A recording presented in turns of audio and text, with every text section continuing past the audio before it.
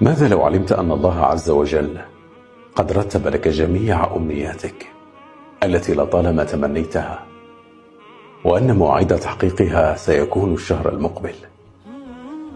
ماذا لو علمت أن الله قد نادى باسمك في الملأ الأعلى: أني أحببت عبدي فأحبوه، فيضع لك القبول في الدنيا؟ يا الله، ما أجمله من إحساس، وما أروعها من أمنية.